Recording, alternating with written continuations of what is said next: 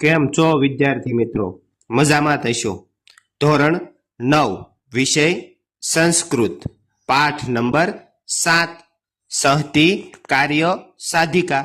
સાથે મળીને કાર્ય સિદ્ધ થાય છે. પાઠનો આપણે આજે અભ્યાસ કરીશું. જોઈએ પ્રસ્તાવના. હિતોપદેશ સંસ્કૃતનો પ્રસિદ્ધ કથા ગ્રંથ છે. તેના કર્તા પંડિત નારાયણ છે. ઈસવીસનના 9મા શતકમાં આની રચના થઈ છે. એમ મનાય છે. આવા નીતિબોધ આપનારી વિવિધ પ્રાણી કથાઓ છે. આમાંથી એક કથા અહીં પ્રસ્તુત છે.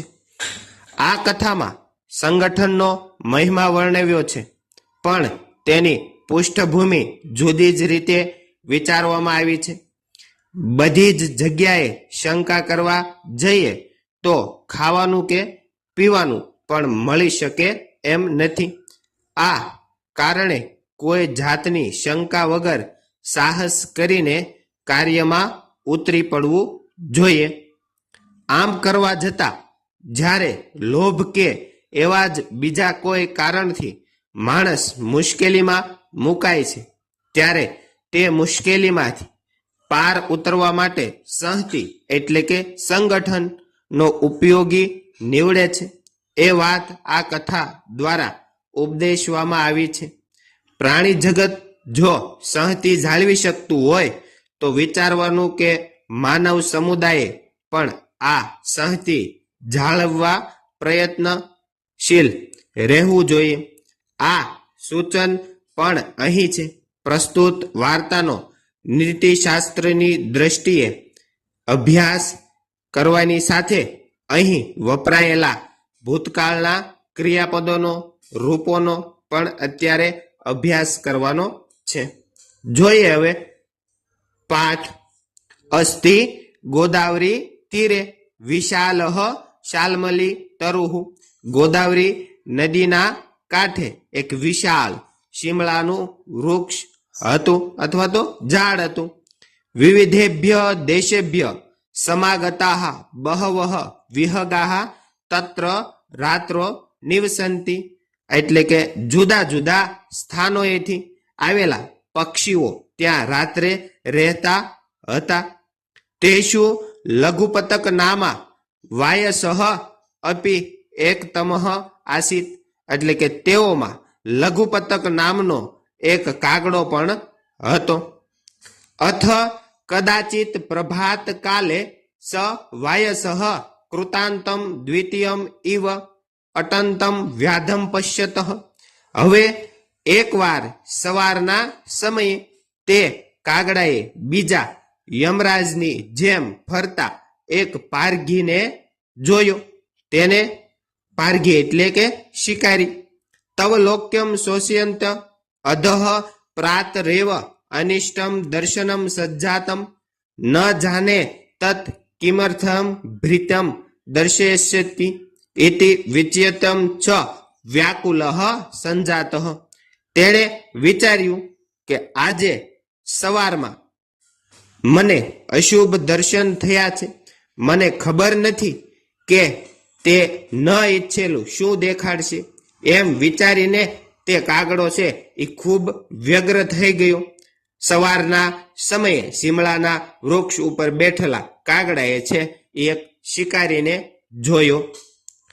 અથ તેન વ્યાધેન તંદુલ કણાના વિક્રિય જાલમ વિસ્તરણીયમ. હવે તે પારઘીને અથવા તો શિકારીએ ચોખાના દાણા છે એ વેરીને ઝાડ ફેલાવી. ચ વૃક્ષસ્ય પૃષ્ઠભાગે પ્રસન્નો ભૂત્વા અતિષ્ઠત. અને પછી તે ઝાડના પાછળના ભાગે સંતાઈને ઊભો રહ્યો. તસ્મિનેવ કાલે ચિત્રગ્રીવ નામના કપોતરાજઃ પરિવારેણ સહ ગગને વ્યસપર્ત. એટલે કે તે જ સમયે ચિત્રગ્રીવ નામનો કબૂતરોનો રાજા પરિવાર સાથે આકાશમાં જતો હતો. ભૂમો વિકીર્ણામ તંદુલ કણાનામ દુષ્ટવા કપોતાહ લુબ્ધા અભવત. અને જમીન પર વેરેલા ચોખાના દાણા છે એ જોઈને કબૂતરો છે એ લલચાય છે. હવે આકાશમાં ચિત્રગ્રીવ અને તેની સાથે એનો પરિવાર અને કેટલાક કબૂતરાઓ છે તે આકાશમાં ઉડતા ઉડતા નીકળે છે. એટલે જે શિકારીએ ઝાડ પાથરી અને ચોખાના દાણા વેર્યા છે એ ચોખાના દાણા જોઈ અને કેટલાક કબૂતરાઓ છે એ લલચાય છે, લોભાય છે. તતઃ સ કપોત રાજ તંદુલ કણન લુબ્ધાન કપોતાન અકથયત. પછી તે કબૂતર છે એ ચોખાના દાણાથી લલચાયેલા કબૂતરોને કહ્યું, કુત્રો અહમ નિર્જન વને તંદુલ કણાનામ સંભવ. એટલે કે અહીં નિર્જન વનમાં ચોખાના દાણાની સંભાવના ક્યાંથી હોય? કારણ કે વનમાં કોઈ હતું નહીં. તન્ની રૂપાપ્યામ તાવત ભદ્રમિદમ ન પશ્યામી અનેન તંદુલ કણ લોભેન અસ્માકમ મહદ નિષ્ઠમપી ભવિતુમ અર્હતિ. એટલે કે તો તેને વિશે વિચાર કરો, હું આને કલ્યાણ શુભ જોતો નથી. આ ચોખાના દાણા છે એ લોભથી આપણું મોટું છે એ અનિષ્ટ પણ થઈ શકે. એટલે કે ચોખાના દાણાથી આપણે કઈક મુશ્કેલીમાં પણ મુકાઈ જવી, એવું ચિત્રગ્રીવ છે એ કેટલાક કબૂતરાઓને કહે છે. અતઃ સર્વથા અવિચારિતમ કર્મ ન કર્તવ્યમ યતઃ. અને પછી છે એ કહે છે કે આથી સર્વ પ્રકારે વિચાર્યા વગર કામ ન કરવું જોઈએ. કારણ કે પછી ચિત્રગ્રીવ છે એ સમજાવે છે, ચુજી વર્ણમ સુવિક્ષણ સુત સુશાસિતા શ્રી રૂપતિ સુસેવિત. એટલે કે સારી રીતે પચે તેવું અન્ન, ખૂબ કુશળ પુત્ર, સારી રીતે શાસન કરાયેલી લક્ષ્મી, ધન અથવા તો સંપત્તિ, સારી રીતે સેવાયેલો રાજા, સુચિંત્યમ ચોક્તમ સુવિચાર્યમ યત્કૃંતમ સુદીર્ઘ કાલે અપી ન યાતિ વિક્રિયામ. અને સારી રીતે જે કાંઈ વિચારીને બોલાયેલું વચન છે અને બરાબર વિચારીને જે કરાયું હોય કાર્ય, તે અતિશય લાંબા સમયે પણ વિકારને પામતું નથી. એટલે કે મુશ્કેલી આવવા દેતું નથી, વિકારને પામતું નથી. એતદ્વચનમ શ્રુત્વા કચ્ચિત કપોતઃ સદર્પમ વદતઃ આહા કિમેવ મુચ્યતે.